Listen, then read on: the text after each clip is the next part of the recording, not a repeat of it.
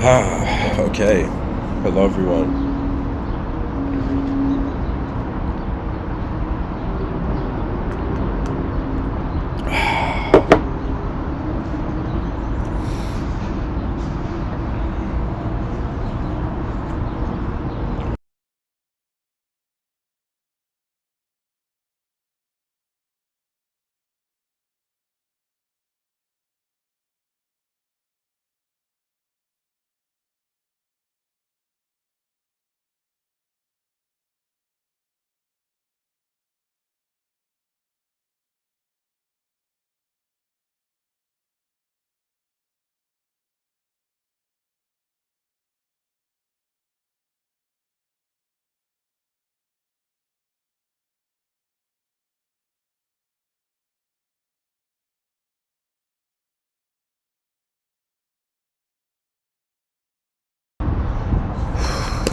All right.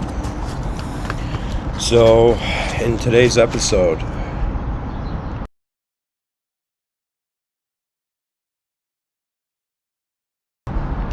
I thought about speaking about the relationship of human beings with desire and with conception. On some levels, sure, these talks that I give, I'm trying to reach the 10,000. But on another level, the world has a mystery that has yet to be solved.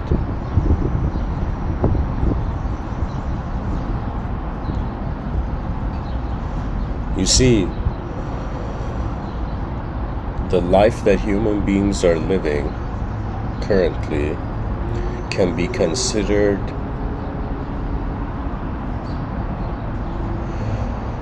a humanistic desire for conception. Now, usually what I tend to do is try to explain, the idea behind the topic, which I will do for this episode.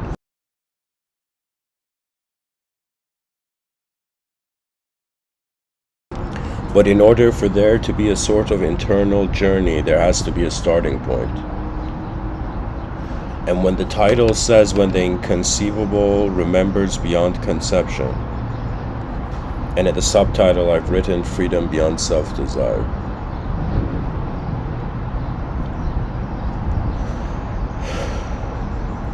Pretty much I'm considering myself and other fellow human beings as creatures that started off being an unconscious body, and then through the establishing or through the beginning of the mind,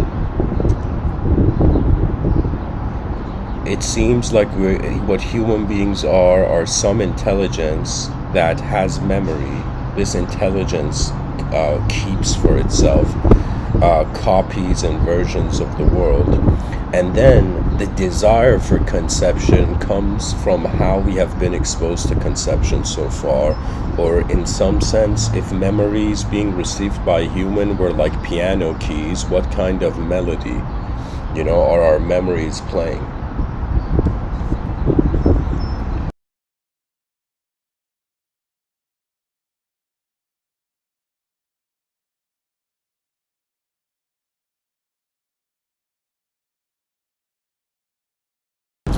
I have reached a point in my observations on life and my inquiry into experiential mysticism,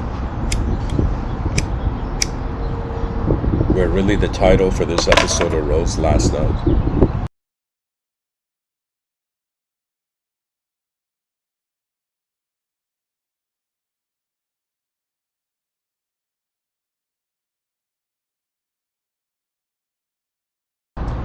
And I thought about, what is it that is having a relationship with conception?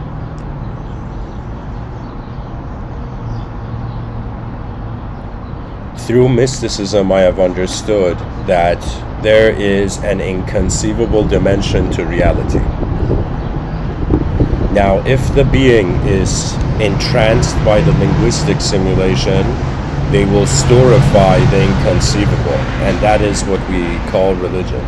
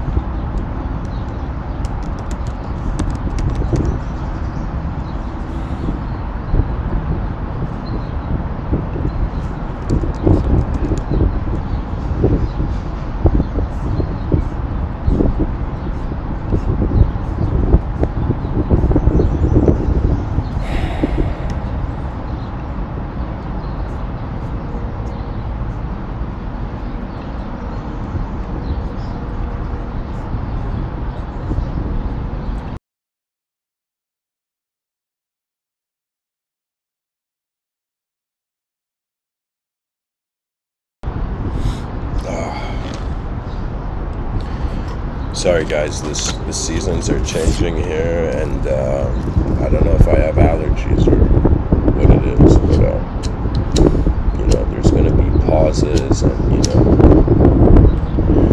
nasally voices in this episode.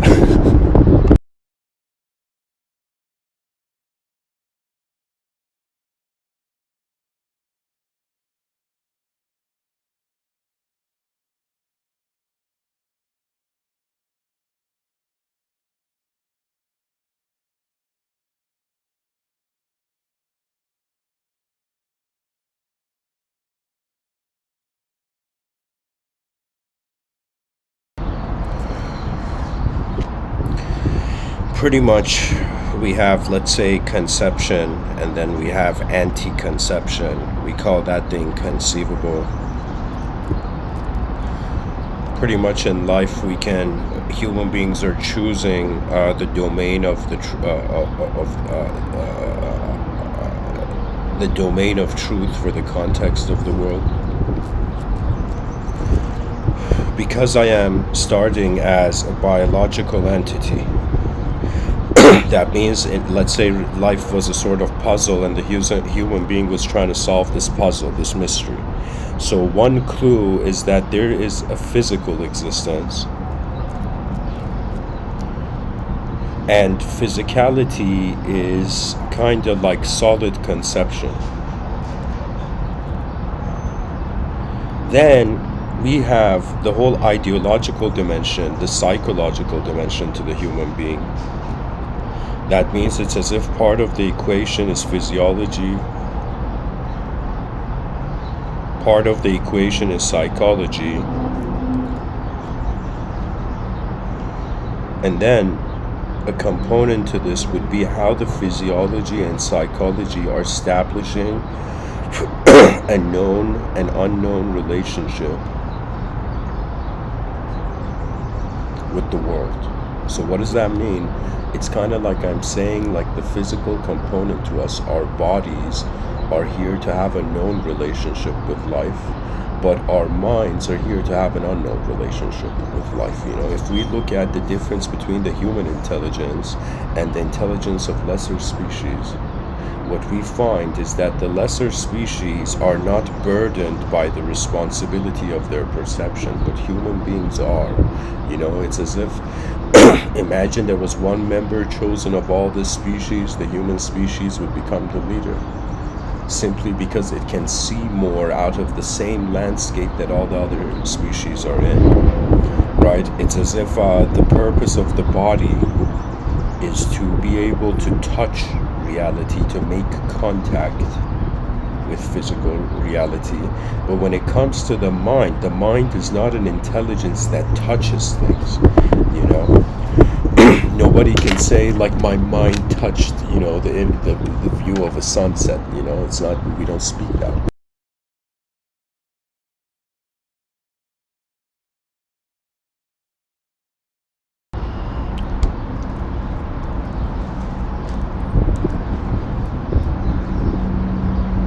Really, this is the starting point for human intelligence, guys. I don't know who is listening to this, and I really, on some level, don't care what the beliefs of the 8 billion different individuals are. To me, because there is an observable and unobservable, because there is a known and unknown dimension to life, and the human being is an intelligence that has something. It has a position, it has a shape, it has an ability. Then it becomes as if, all right, we've got a creature in a known and unknown world, and this creature has an ability to respond to the known and unknown dimensions of life. And really, what becomes the purpose of life is how is intelligence strategizing its own advancement in space.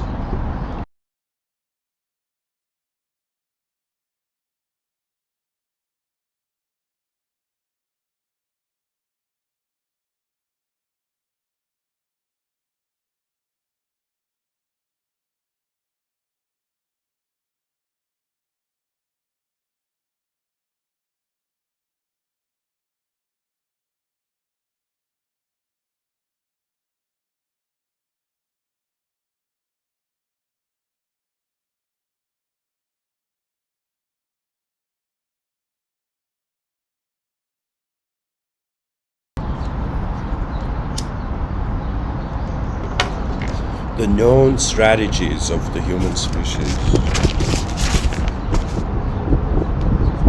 I would say, is shape management. And because information has shape, pretty much is shape. Shape management is a sort of ultimate route of the human being. We say we're in the age of information. But information is just the symbols we give to meaning that is already a potential in the environment. It's as if, why are human beings using information?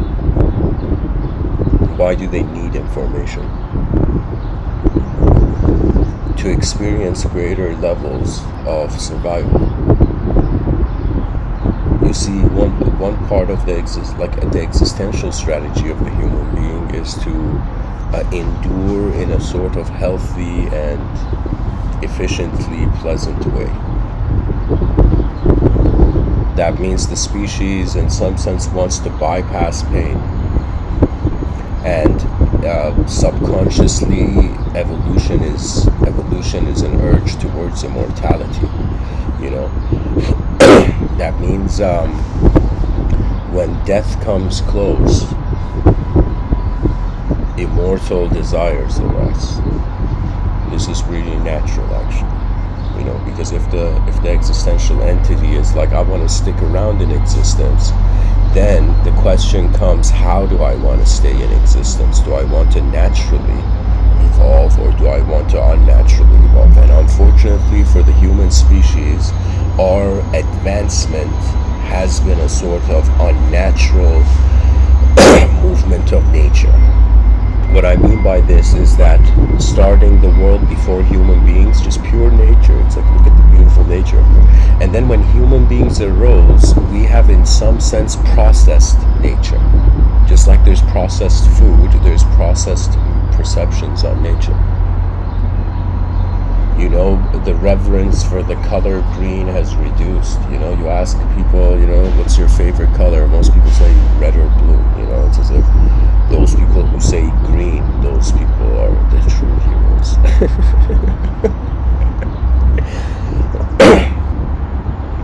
That means if I could have any different sort of eye color, my eyes are brown. But if I could have any different eye color, I'd probably have green.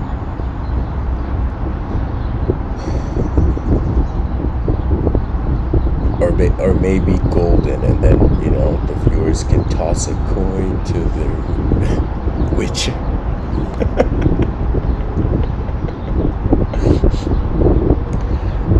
Really what it is that it's pretty much nature's strategy separating from the overall system to create its own system and then rethink its strategy.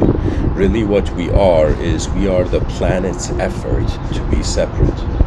We are nature's effort. That means when I, like, sure, a person can be like, I'm a person on a planet. Like, they could keep the existential relationship to that level. Do you know? Or the person can, in some sense, infuse the existential relationship with an experiential angle, and in some sense, it becomes as if I am the presence of conscious awareness in a universal sector where the probabilities of intelligent activity are rare. Do you know? It's like the person was depressed, and then they realized, it took them 4.5 billion years to evolve to even be capable of fathoming their own depression. It's like a very nobody is alone, because really life is a dynamic process. We treat it as if it's like photographs. The average person, their analysis is like a photo album, right? Even those people who depend a lot on the ideological dimensions of life to get their certainty rather than the experiential dimensions. It's really an honor it's honor for how human beings honor conception. Physically is continuity, non-physically it is creation. You see, like when I think about, like, I don't have kids, but I was thinking, like, one day if I have kids, how do I explain this world to them? It's not like I'm just gonna be like, hey kids, go subscribe to your father's YouTube channel.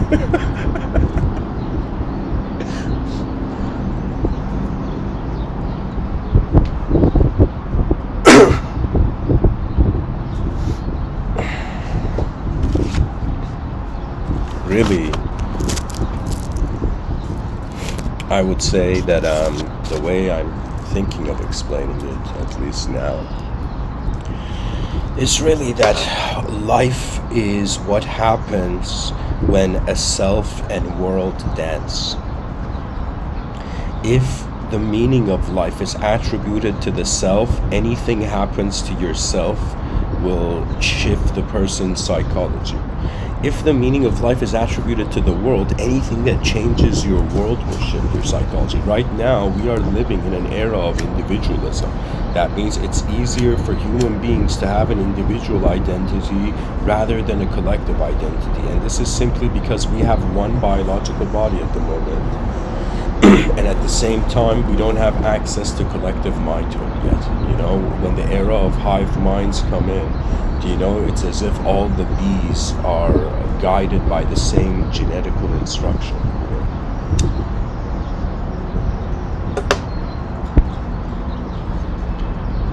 Now, this is my approach to thought. This is something actually nobody taught it to me. I just somehow noticed it at some point. You see, when you ask when you look at younger people and how they approach knowledge, there's a sort of waiting to be told attitude, which is another way of saying that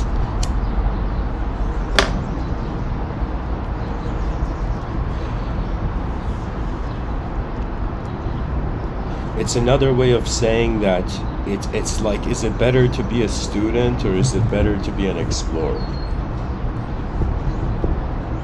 Right now, due to cultural fitting in and participation, the knowledge of the species is hijacked by an emotional kind of participation. There's levels to the human being. When I look at the self right now, like who I am speaking to you, I am considering two, at least, positions where there is the known self and the unknown self. My known self starts from my physiology. My unknown self starts from my psychology. When I wonder about how is my body moving, I see the geometry and the laws of nature. I see that in some sense the skin is like the container of conception for the human form. The known self is working with variables that it can touch. The unknown self becomes relevant, and really mysticism becomes relevant to people when they find a fascination of how the unknown doesn't have to mean anything about knowledge. The unknown doesn't even have to be the reverse of knowledge. To me, when I think about what's happened on this planet, just look at how bizarre it is. We started from object worshippers, right? And then we became from idol worshippers. We went on to ideal worshippers.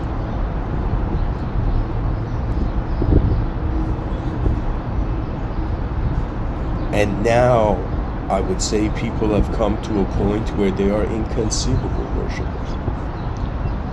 Religious people are worshiping the inconceivable, and then they have the audacity to say that they believe in God. God is inconceivable. What are you believing in? That means faith is different than belief. Faith is trust in the expression of a singularian event. You see, it's as if for those people who believe and those people who have faith, there are two different beings to me. Faith is experiential. Belief is playing with shapes in the void. Even disbelief, that means to me, it's like something that broke my heart was that when I saw videos on YouTube of atheists combating theists and like reducing theorists, but at the same time saying that they disbelieve in God. For me, it's as if when somebody says I believe in God and somebody says I disbelieve in God, to me both these people are lost. They're lost. It's a panic. It's as if what true bravery is how a limited intelligence looks at a limitless scenario and finds contentment with it. The educational system is selling artificial paradises that the past built. Futurism is under attack. It is being dissolved through the present, and it is being overridden by the past. Sometimes, you see, for me, the concept of God has a value that I can never put in words. For me, if they say, do I believe in God, I would say maybe God believes in me. But for me, to believe in God wouldn't be to not consider God. That means how a person believes the inconceivable is an imposter, is an egoic imposter, it's just like I remember, when I was super young, I had a toy. I had as a stuffed animal, I had this disproportionate penguin,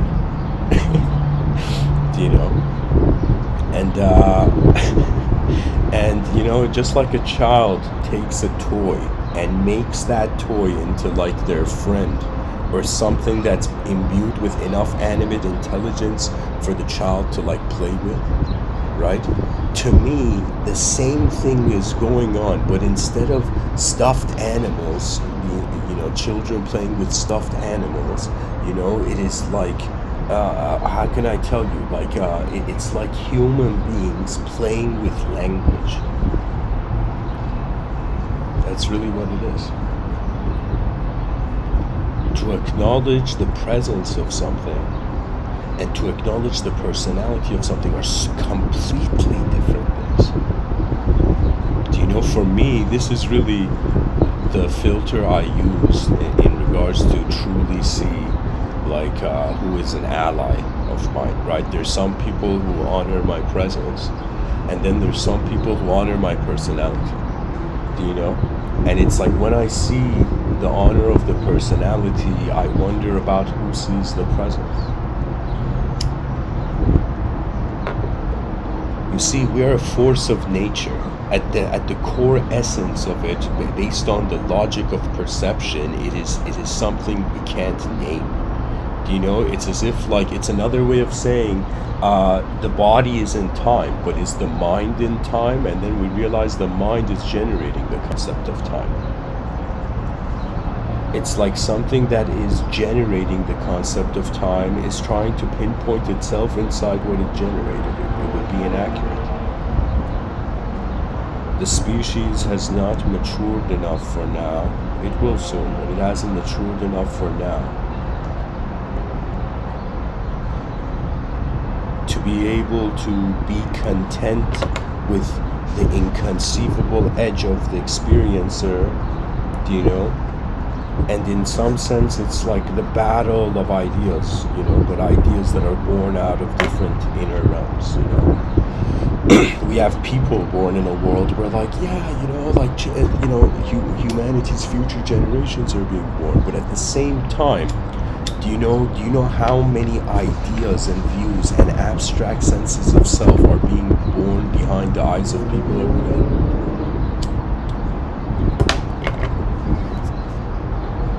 Our mind, the human mind, is another way of saying that a dualistic entity found the bridge to infinity, or used infinity as a bridge to the inconceivable.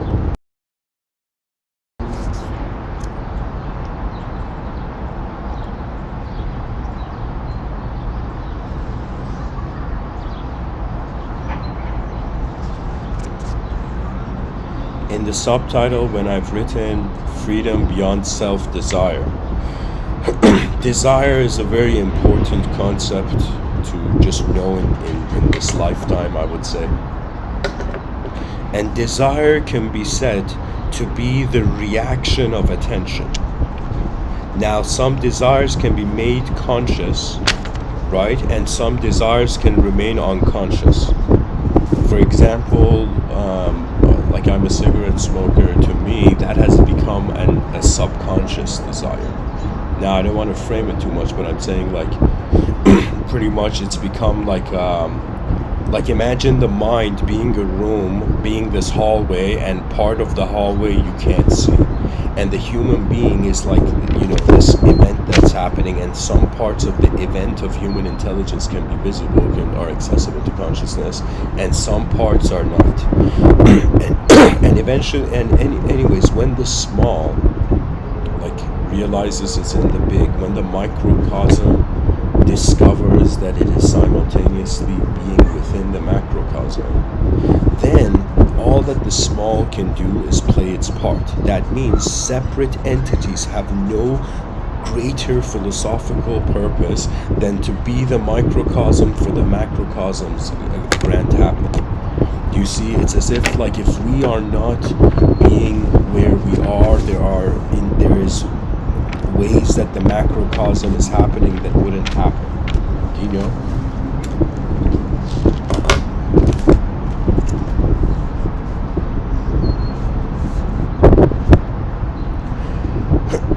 Buddha speaks about desire. He speaks about it where he says the root of suffering is desire. And what he means is that when the person wants something, like their inner life wants something from their outer life that the outer life can't have, suffering begins. You know, like I'll be honest, if let's say a group of, okay, here, I'll say this hypothetical sci-fi situation. Okay, let's say a group of extraterrestrials landed in the future. And these extraterrestrials, or let's say they just chilled in our skies and they just were looking at human beings, and they began trying to calculate the suffering levels and percentage of all human beings on the planet. And imagine after a very long, somehow, let's say extraterrestrial technology-based survey, right? The extraterrestrials suddenly realize that a lot of human beings are suffering from inner events that don't actually exist, but their possibility of existence still creates an emotion. You see, if you suffer because of your inner realms, it's as if you have suffered by the passage of thought. if you suffer in the outer realms, it is because you could not keep up with the forces of nature. Really, humility is a part of life where, especially as you get older, you begin to notice the permission of certain dimensions kind of being shifting into the percentage of, into the permission of new other dimensions. Do you know? For me, it's kind of like, you know what it is? It's like really mysticism, ancient mysticism was like, imagine somebody's on a boat and this boat is going to sink in 100 years, and the person's like, what do I do on this boat? And on some level you enjoy the journey, you try to get the furthest you can, but before the boat sinks, you either become the ocean or you need to jump to get to an airplane or some other level of perception that doesn't break to itself when it changes, you know.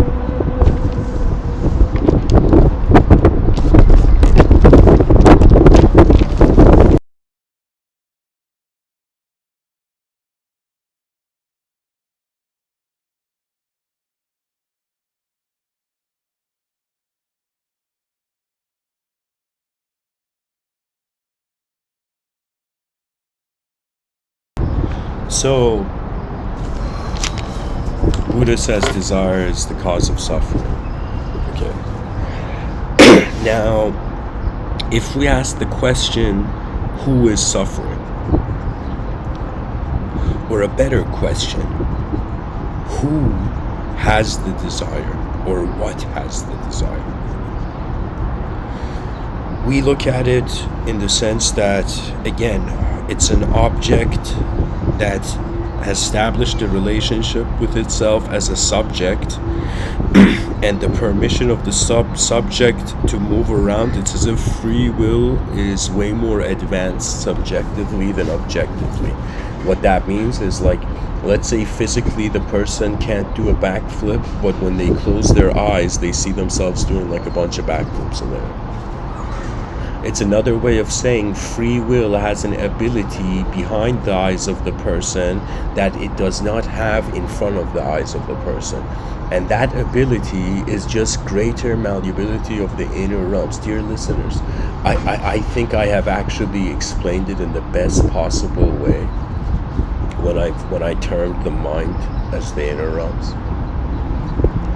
Why? Because it's as if the same strategies of learning that apply in front of your eyes can apply behind your eyes. As you see on, it's like, imagine there's an inventor, and this inventor sees a vision behind his eyes, creates this invention, the vision actually manifests or is built in the outer realms. Now, imagine this inventor wanted to, instead of having some content from the mind translating into the dimensions of the body, imagine having the dimensions of the body entering the mind, you know. Spirituality, many people think it just means that you have a soul, but there's something way more to it, to esotericism at least, right? It's not just it's not just costume games, it is allegiance with the essence of nature, right? And that allegiance requires selflessness. That means it's as if you want to become the world before the self dies in the world, then the beliefs on what the self and the world are need to, in some sense, evaporate. It's like the person saw their driveway was filled with snow, and then, you know, they just stared at the sun for 10 minutes and then went, you know, let's say stood in their driveway, and they had such an immense energetic outburst that all the snow melted away.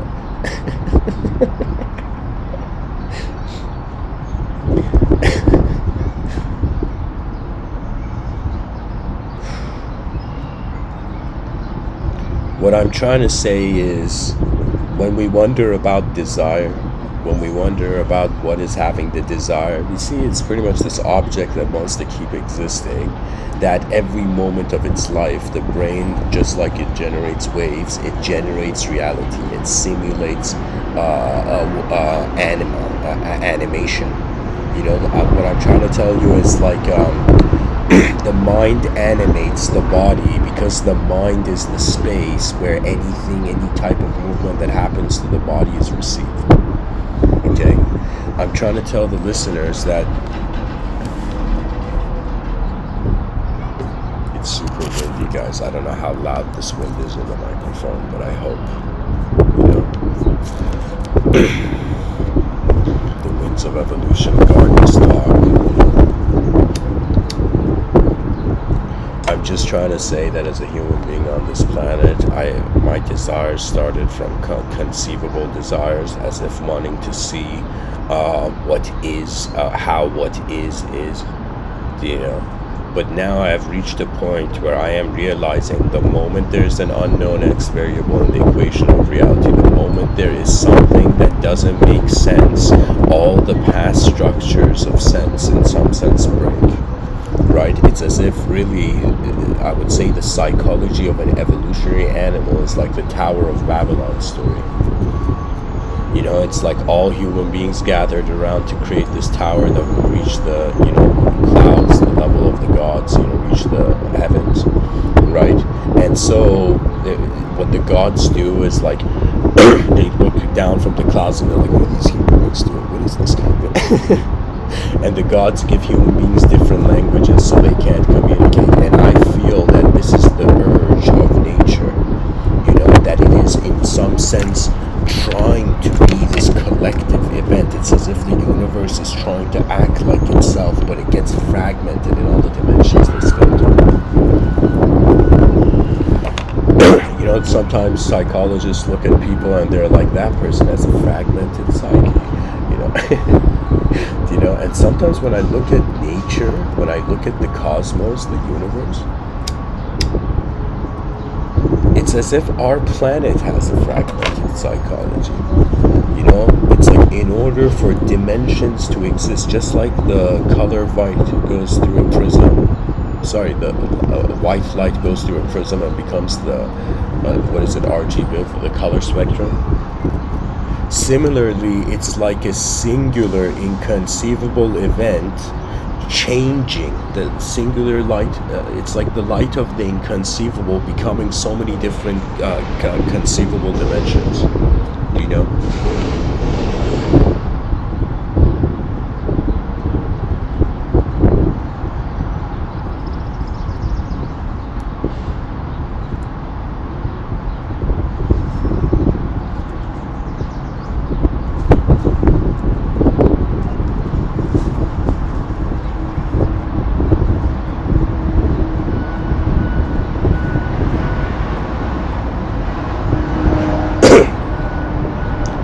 Pretty much a conceivable creature desires the perfect conception. That's the archetype of paradise, whatever way the paradise is set.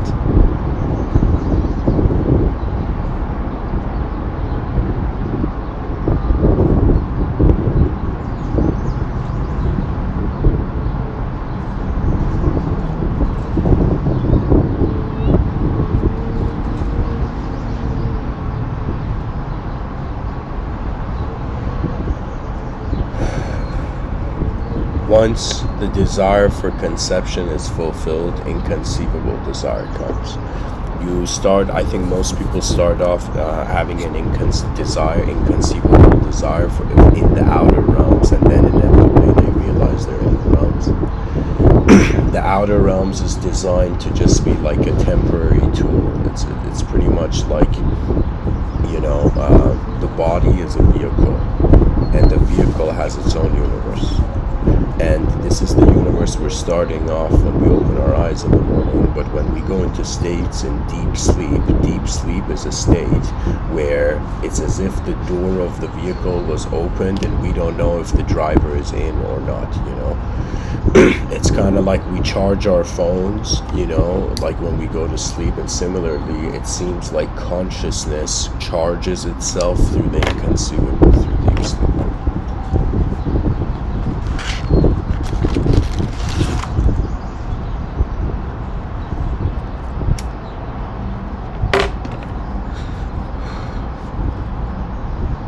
Imagine there's a known self again, there's an unknown self, there's a known world, and there's an unknown world. Okay? Now let's see what the desires for these dimensions would be. The desires of a known self, we've concluded immortality seems to be that great desire. There will come an era in human history, the era of immortal desire, where the desire for possible immortality is going to make people go to shift their, it's pretty much going to make people go crazy, but it's going to make them go crazy in the smartest way, you know. Then we have the unknown self, or let me say, no, let me start from the known. Let's say we have the known world, and what is the desire for the known world? For me personally, that desire is the advanced civilization. That means there's the things I desire for myself, you know, which are very limited and sometimes silly, you know, but then there's things that I desire for the species, and for the species, what I desire is for its advanced ability to activate before it can no longer activate. So for me, a desire of my known world is to see its advancement. Now, if I was to say what is a desire of an unknown self, I would say this is where it gets really fascinating and challenging at the same time. So the known self desired immortality. An answer could be that the unknown self desires the ultimate. That's it. The reason there is so many words for enlightenment is because in so many cultures there were a select group of human beings, and they dared wonder about the ultimate state of being. To me, a desire of my unknown self is in some sense, when I say the ultimate, it means the hunger of the mind of the bewildered, immortal mind stops. Right now, we haven't even got to the point where people can hunger immortality. But imagine after we've all become immortal beings,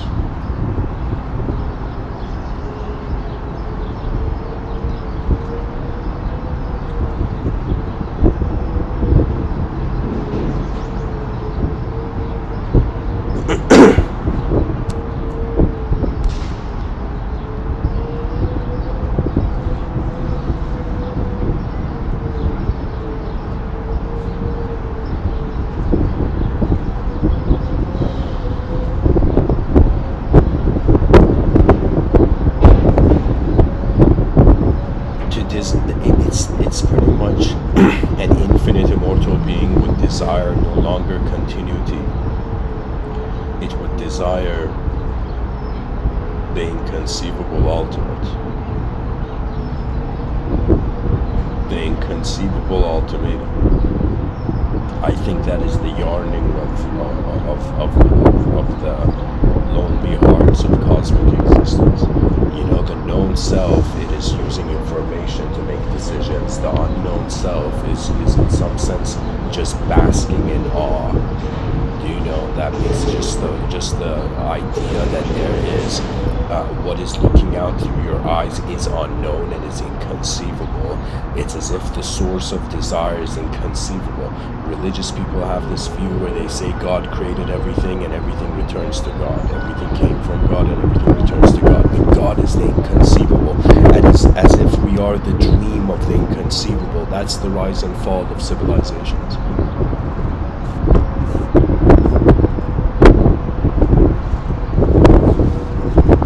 Let me see if I can somehow block this from the wind. Okay.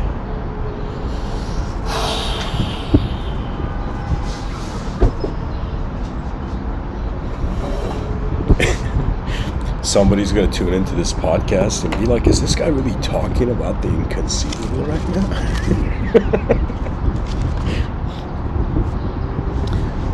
I mean, the inconceivable is what we're left with after we have meditated on the black hole from our balcony.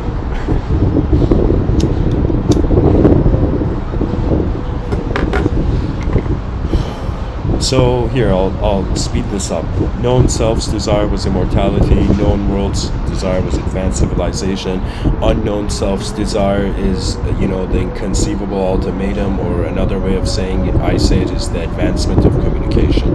It's as if the world is a technology, consciousness is the user of technology, and the advancement of consciousness upon the recognition that it is not just an object and subject is no longer through time, but it is through space.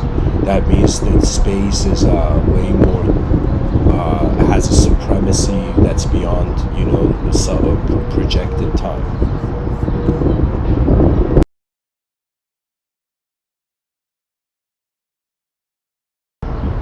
The desire for an unknown world.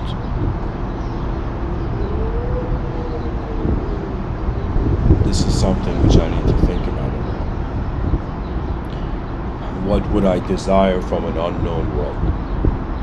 I guess the only desire I can honestly think of now is the assistance of the unknown world of the known world. That means if there were greater dimensions right now as I'm speaking, and they are all hearing, like let's say greater dimensions are able to see this moment where I'm giving this podcast.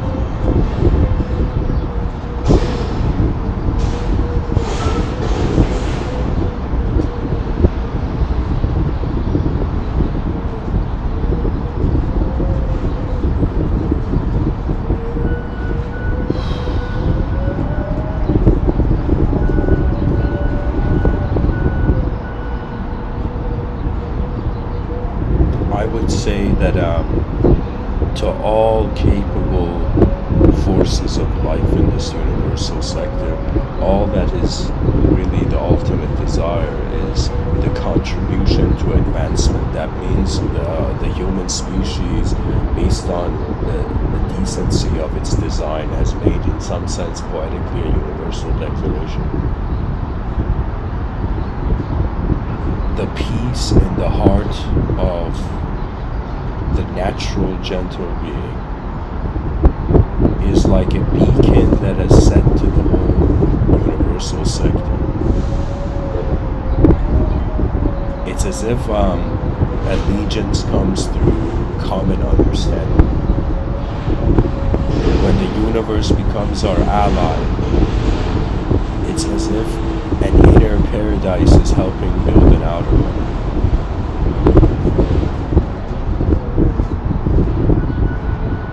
The desire of the unknown world is to be the greatness of the known world.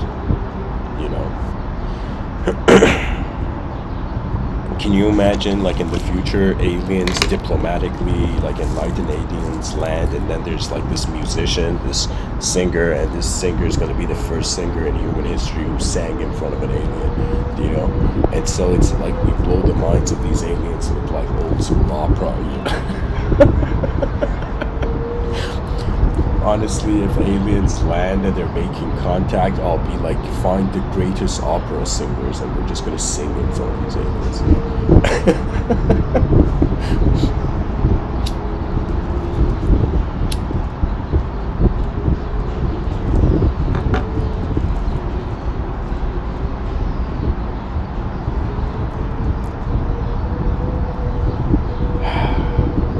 The inconceivable is dehumanized. The conceivable is humanized. Desire is a human relationship. This human relationship, in some sense, when one desires the inconceivable, it's another way of saying all of knowledge wants to see the new unknown. It's as if all memories, all systems of thought accessible, they are all awaiting the entrance of the new.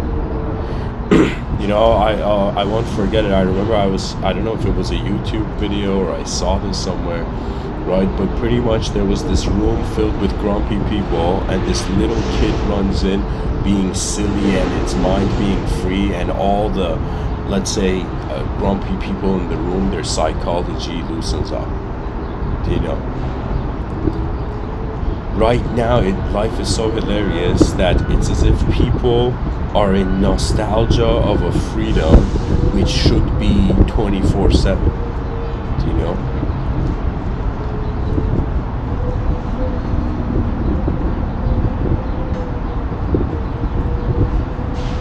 It's so bizarre, right? Our species should have a great honor system by now, but it doesn't have a great honor system. It's as if we have seen a chaotic display of civilization. We have not seen a greater order, right? And you know, this is because human morality could not be trusted. We are such unique creatures that if physiological conditions change, our perception change, and if psychological perceptions change, our physiological dimension change.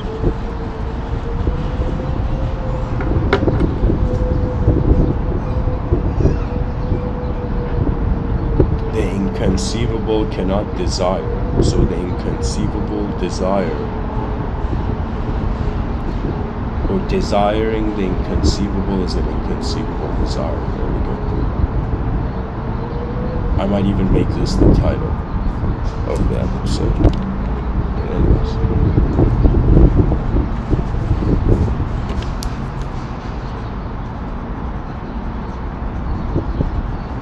Desiring the inconceivable is an inconceivable desire. Yeah, guys, I'm gonna rename this episode into this.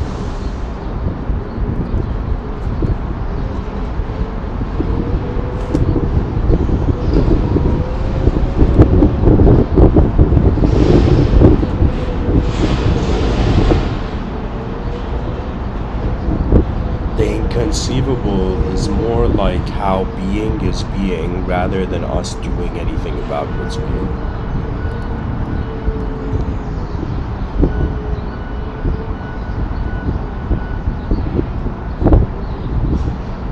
In the Srimad Bhagavatam, in the Bhagavad Gita, it's as if there's a moment where, long story short, like there's this archer who can't make a decision, and the avatar of God appears, enlightening the sky so he can trust like God's command.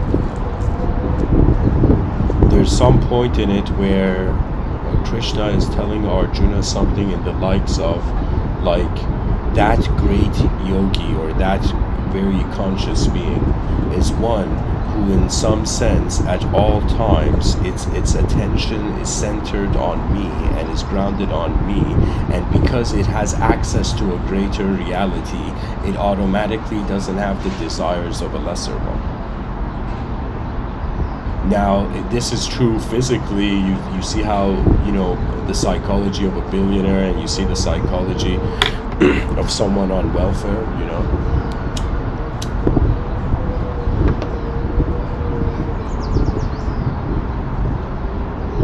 The outer realms, it's like more mobility in the space-time continuum.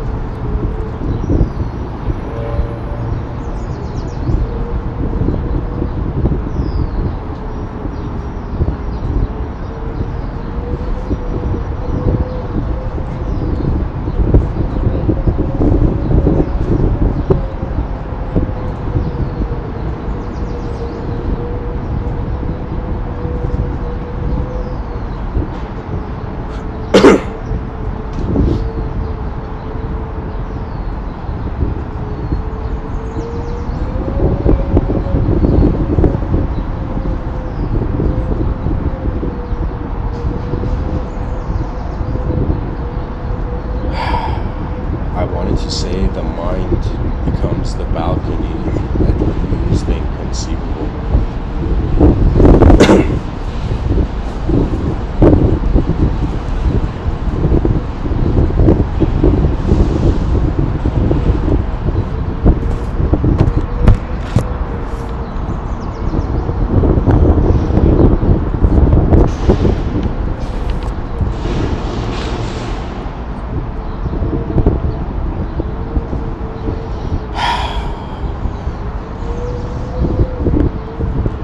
Pretty much, Krishna is telling Arjuna be present as the inconceivable through devotion of the ultimate archetype of truth. And it's as if you will experience this life without karma, you know? It's like we're all at a house party hosted by God. And it's as if those who acknowledge the host of the party, they find the liberation. They find a freedom that in some sense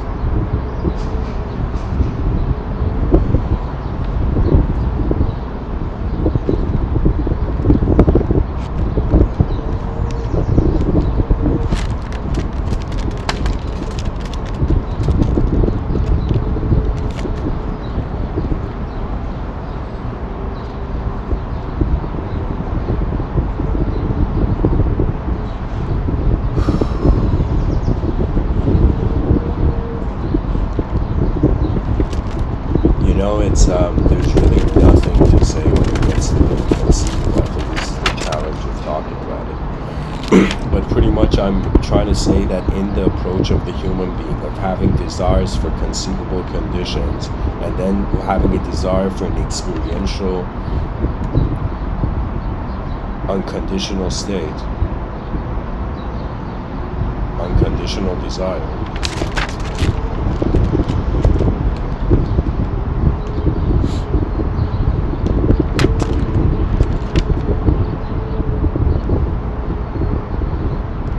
Freedom dehumanizes us. Too much freedom. Because too much freedom means the inconceivable's abilities being considered, and the moment you have something unknown enter a known system, the known system can try as hard as it wants to know itself, but there's an unknown addition to it. To me,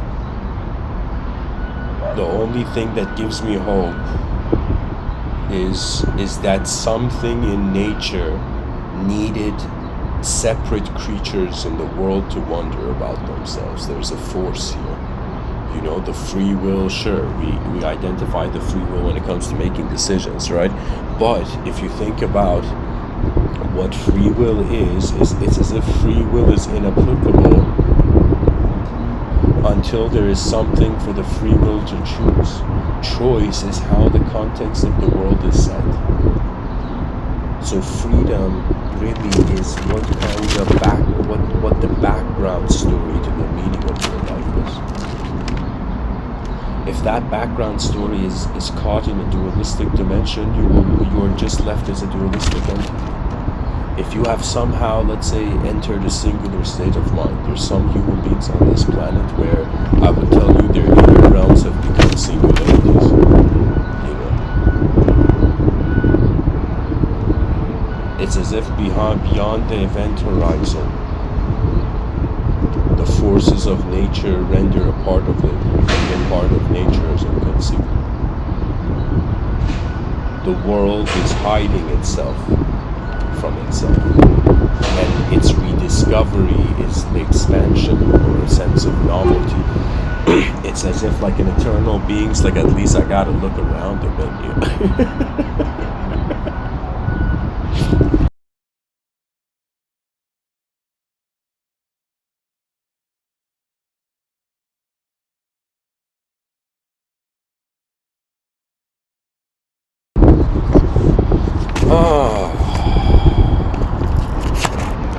What can I say? To desire the inconceivable is to be the inconceivable before you have a desire. The mystery of reality is that nobody knows because we're all here for the first time, you know. Reality right now is trapped in a giant language game. That's why I say right now when you see people's fighting over beliefs, it's language wars, right? Wars begin in the minds of people before they begin outside.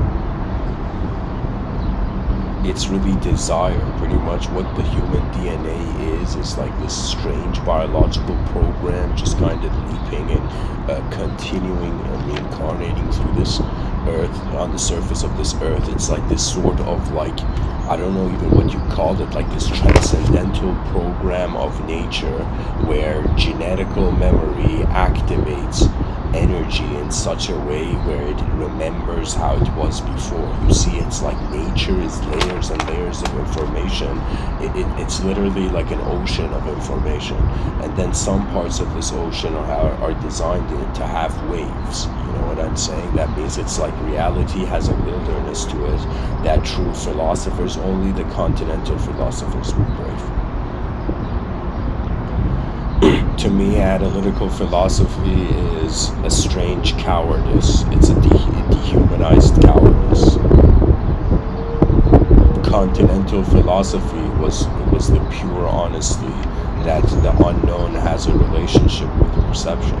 It's not just how we perceive the unknown. Nature is present prior to our personalities even existing. Right? It's as if the secrets of the biology are way deeper. Right? There's ways that a human being could have a memory of their youth before they learned language. It's as if what were you? You were just the presence of attention as the whole moment. And that's the thing. We have always been the presence of how our mind is aware of the environment. When people actually feel this, I am telling you, it's hilarious. It's like there's no such thing as creativity or creative people. There's just people who know how to use the antenna. I am telling you, you use the antenna differently, it gives you a different signal, different range. If the background context to your principal universal philosophy shifts, it's as if you realize that the same amount of energy it is taking to fathom suffering, the same amount of energy could be taken to fathom joy. Right? It's as if when it comes to the freedom and its own inner realms, it's like, who is the commander of that ship? Do you know who is the king of their inner kingdom? And the answer is the presence of consciousness. Dear listeners, behind your eyes you must have the courage of the divine, and in front of your eyes you must have the decency of the changing world.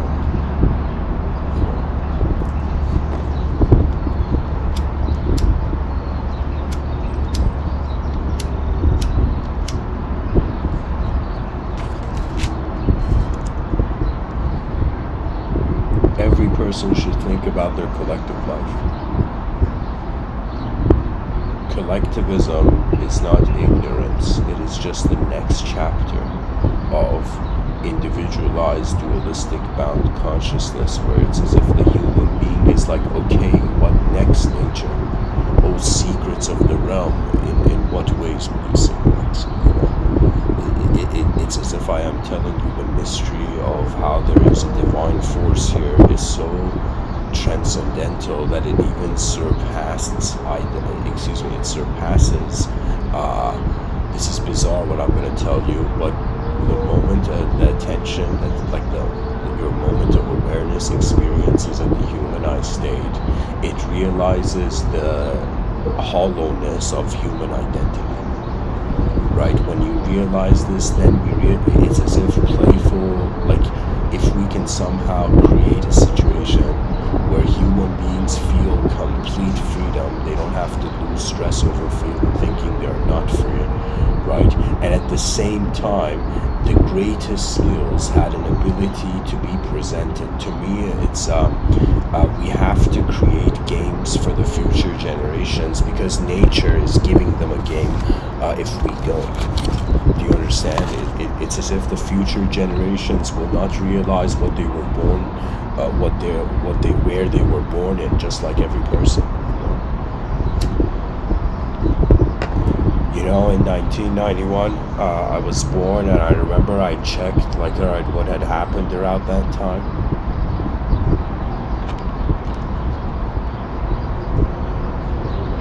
And it's as if the engines of human intellect were running after 4.5 billion years.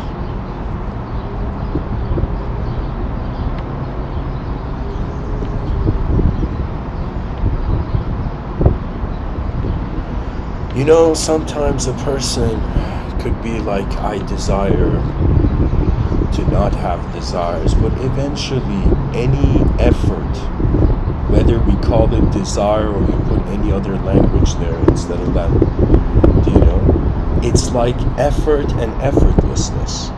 This is really it. Freedom is effortless. Effortless freedom is the best type of freedom. But a freedom that requires effort is a conditional freedom. That means if the effort goes away, that freedom goes away.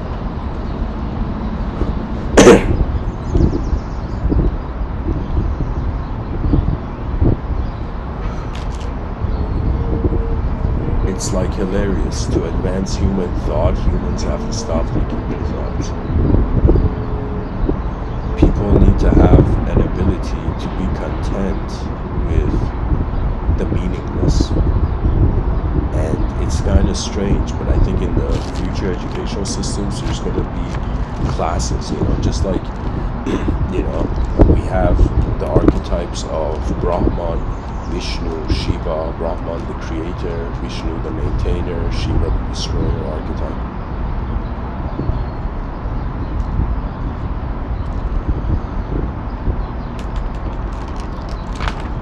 Similarly, it's as if there's going to be imagining classes in the future about the creation of meaning, about the maintenance of meaning and the destruction of meaning.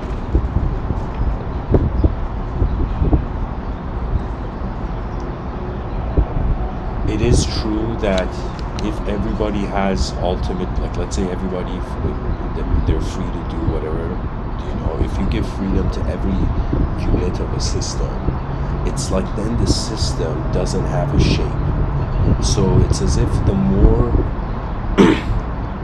ideological freedom we seek, I don't know how to say it, I'm trying to say like, the life we live in the outer realms, it is simultaneous with the life that is knowing we're living in the outer realms, which is the inner life, right? So it's as if your mind is knowing your body in the world, but it's knowing itself in order to know the body. It's as if we are born as a body, but the mind doesn't start from the body. The body opens its eyes in the mind. That means it's to a solipsist mind to this world.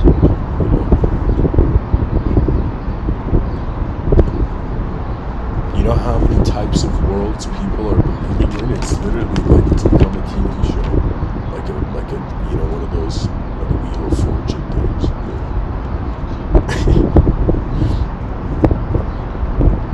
I honestly think human beings have tapped into how they are multidimensional experiencers, and they're getting bored of conception, and really what the species is going to yearn for is to accelerate novelty. And novelty is the strange thing where the species is going to desire to shift and advance, but at the same time some part of the species is going to want to maintain itself. Right now, I would say if we poetically animated the Brahman, Vishnu, Shiva archetype as spirits of like, I think in the sense of how Michel Foucault would say it, in the episteme, right? So if we bring it as a sort of like the spirit of a phase of history, or it's as if right now Vishnu is controlling this, like the civilization. That means the civilization has more priority on maintaining what it has than actually creating the new.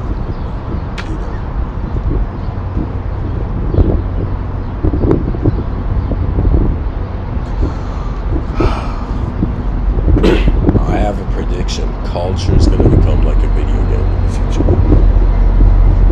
I'm telling you. The video game sector has outdone itself. It's going to,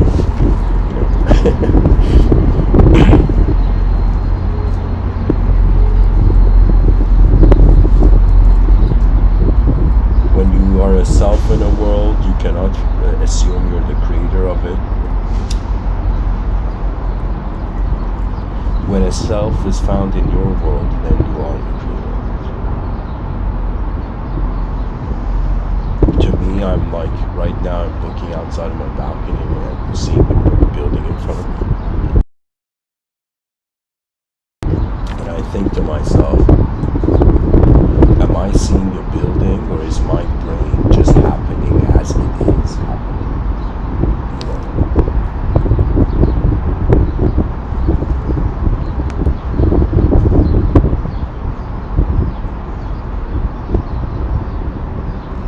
It's as if philosophy was the hidden effort of a multidimensional being to remember itself.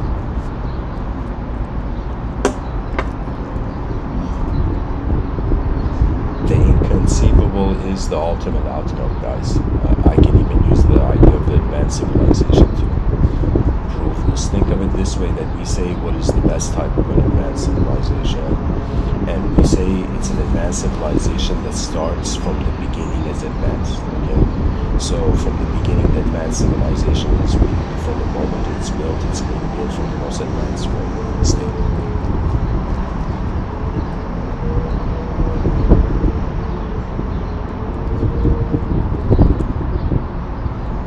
Now we ask ourselves, it's as if like from a slow inefficiency, the species, the civilization wants to go to, very fast efficiency, right? So it's as if efficiency in regards to more advanced decisions being made on the planet. Imagine the most advanced civilization is competing with the speed of light.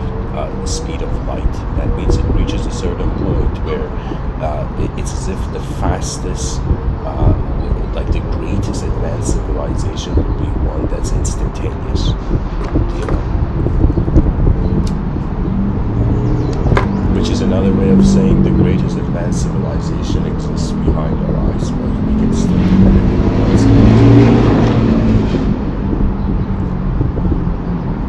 in front of our eyes. So I'm pretty much trying to say that when you speed up something and it gets closer to the speed of light, if it goes beyond the speed of light, it becomes inconceivable. So similarly, we are trying to speed up the phenomenological relationships in the realm to such a degree that they become inconceivable. That means evolution is headed for the inconceivable, dear listeners. And this isn't like new news, this is like ancient news. Imagine somebody reading like the Upanishads back in the day, the first year they came out, and then them time traveling to now and hearing what I just said. It would be as if like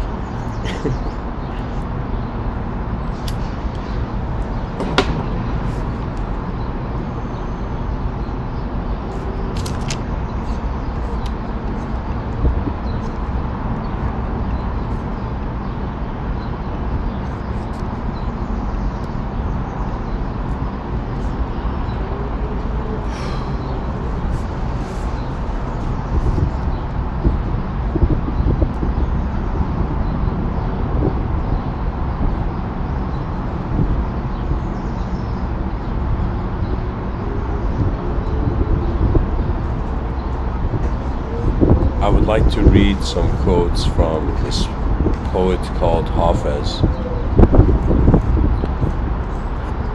He says, "I once asked a bird, how is it that you fly in this gravity of darkness? The bird responded, love lifts me." Hafez says poetry reveals that there is no empty space.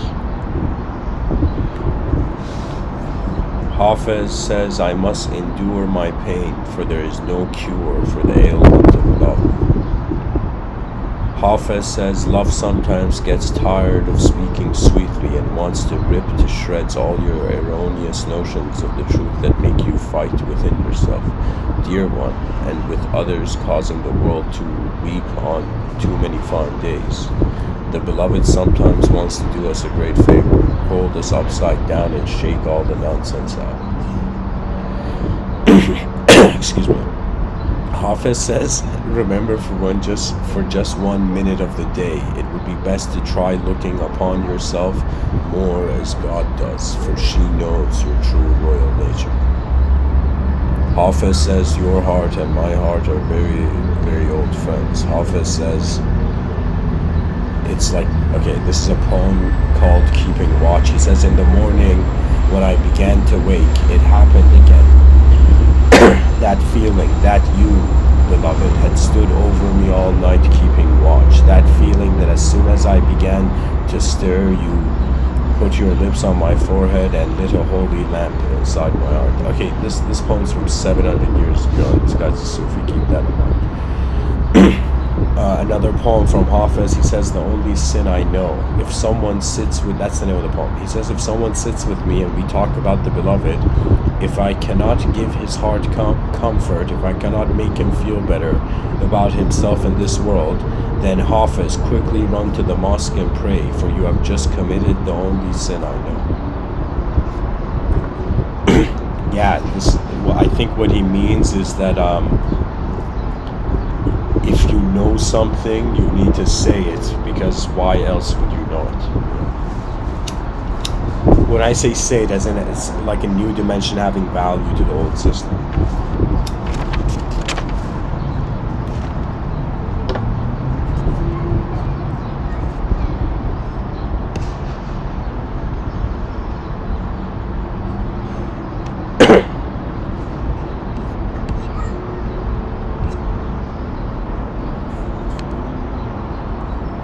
Hafiz says the heart is right to cry even when the smallest drop of light of love is taken away.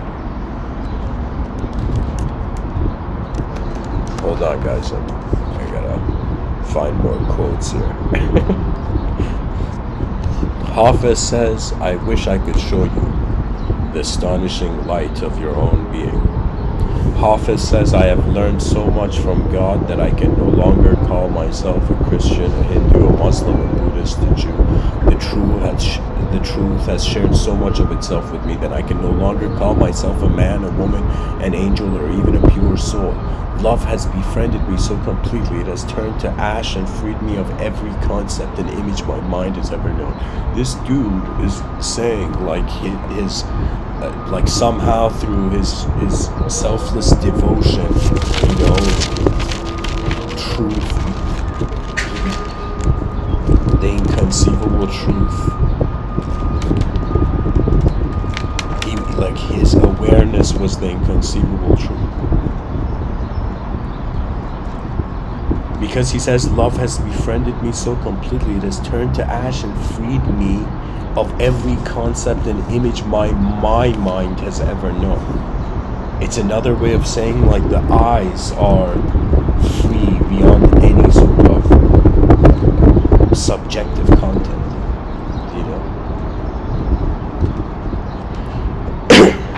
Hafiz says, stop coughing. Hafiz says, stay close to anything that makes you glad you're alive. Hafiz says, you yourself are your own obstacle, rise above yourself. Hafiz says, be kind to your sleeping heart, take it out into the vast fields of light and let it breathe. Hafiz says, fear is the cheapest room in the house. I would like to see you living in better conditions. Hafiz says, your love should never be offered to the mouth of a stranger, only to someone who has the valor and daring to cut pieces of their soul off with a knife and then weave them into a blanket to protect them. This is something like deep.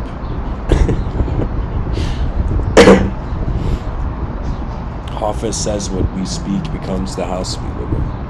Hafiz says, it happens all the time in heaven, and someday it will begin to happen again on earth. Hafiz says, what do sad people have in common?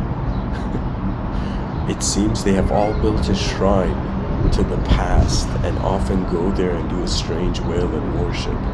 What is the beginning of happiness? It is to stop being so religious like that. Hafiz says, I have 1,000 brilliant lies for the question, how are you? I have 1,000 brilliant lies for the question, what is God? If you think that the truth can be known from words, if you think that the sun and the ocean can pass through that tiny opening called the mouth, oh, someone should start laughing. Someone should start wildly laughing now. He's pretty much saying it's like, if truth can be reduced to mouth noises, that is bizarre, right? But it's at the same time what we've got.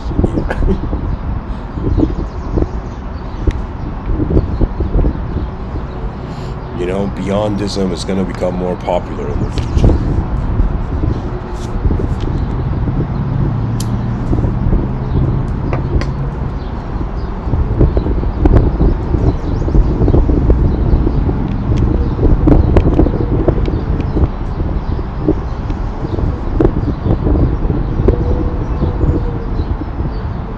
It's like beyond the beyond. The beyond is the beyond.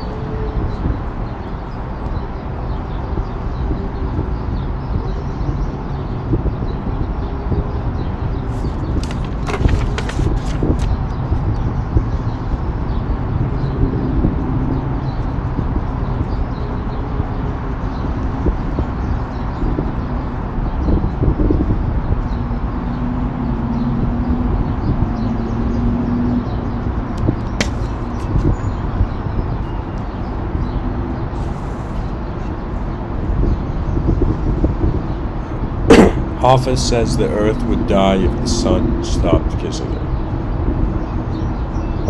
Hafiz says, run, my dear, from anything that may not strengthen your precious budding wings. Run like hell, my dear, from anyone likely to put a sharp knife into the sacred tender vision of your beautiful heart. Hafiz says, what happens when your soul begins to awaken your eyes and your heart and the cells of your body to the great journey of love? First, there's wonderful laughter and probably precious tears, and 100 sweet promises and those heroic vows no one can ever keep.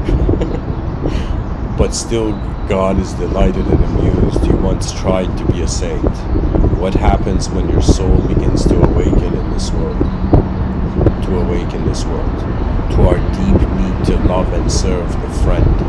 Oh, the beloved will send you one of his wonderful wild companions like Hafiz. Hafiz says, carry your heart through this world like a life-giving sun.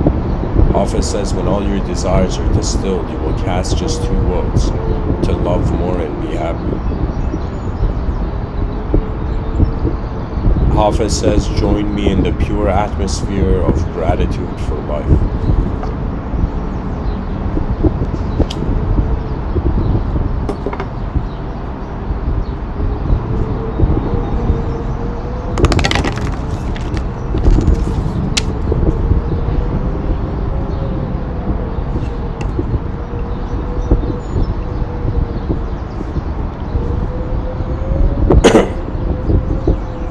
Anyways, guys, thanks for listening. This episode was a long one. Pretty much I wanted to say,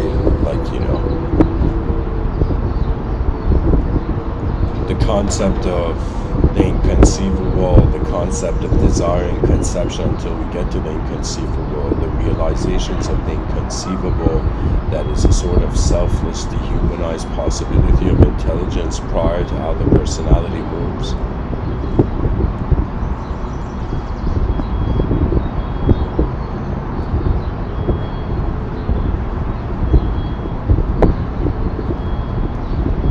Taunted by the edge of the universe, mankind's greatest journey has begun. Civilization advances because to see what the advance look like is another way of saying we endure as long as possible towards the infinite inconceivable. That means courageously we embrace our immortality if situations arise on the planet. And immortality must have content of releasing itself to the inconceivable. It's as if, is freedom more important or truth, if those two were separate things?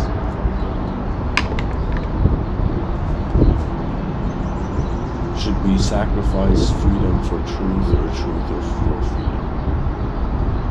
And the answer really is, like an eagle that flies from a branch into the sky, reset the valley system of reality and reconstruct it again. Like, to me, a genius would be someone who, let's say they build a house of cards after a very long time, like they build this complex thing, right? And then when they're about to put the last piece, they break the whole thing, right? and then they start again. Why? Because in their mind they were attempting poetically the divine perfection.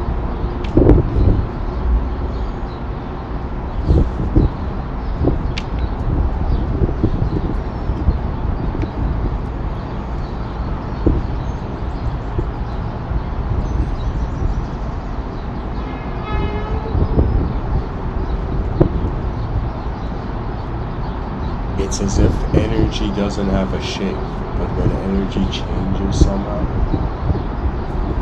it's as if something that can't be created or destroyed, how can that change? Which changes the definition of creation and destruction.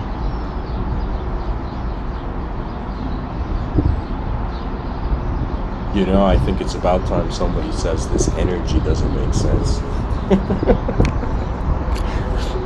You know, imagine this shy philosopher, goes to the global academic stage. It's like, hey guys, I just want to say energy doesn't make sense. Thanks, I'm out of here.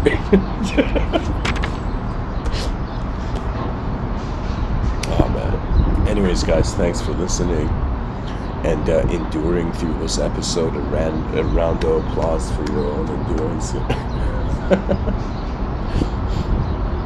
And really, when the species doesn't fear the unknown and the inconceivable, it would be as if like novelty would be released in the realm. Novelty is the spirit of, it's like the more important the future is, the more, this might sound strange, but nature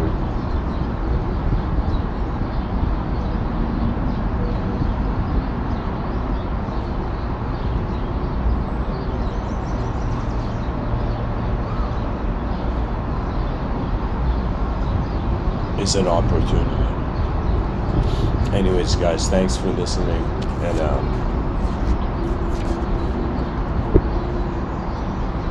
there is something I should say also before. There is no answer. There is no ideological answer.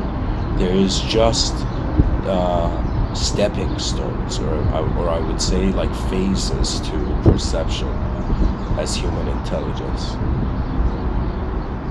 It's as if human beings need to exist efficiently and they need to experience efficiently, but if they but their existence requires a certain mindset. The mind, like this, if the mind had settings, it, like, in order to maintain physical existence, you had to set it that way. But when it comes to freedom for the inner realms, that's another way of saying you're alive once, so you want to, it's like you want to see the greatest, you want to see the greatest expression, I don't know how to say it.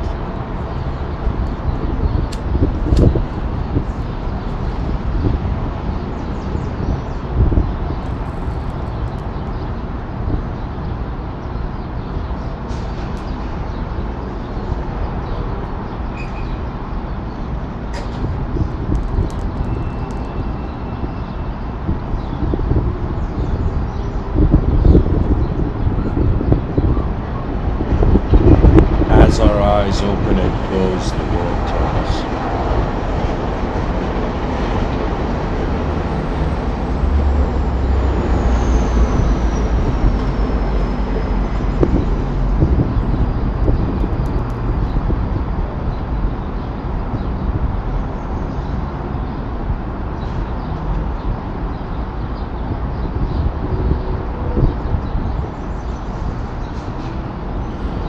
I'm gonna ask the listeners in the comment section to write what they think is more important than the concept of advancement.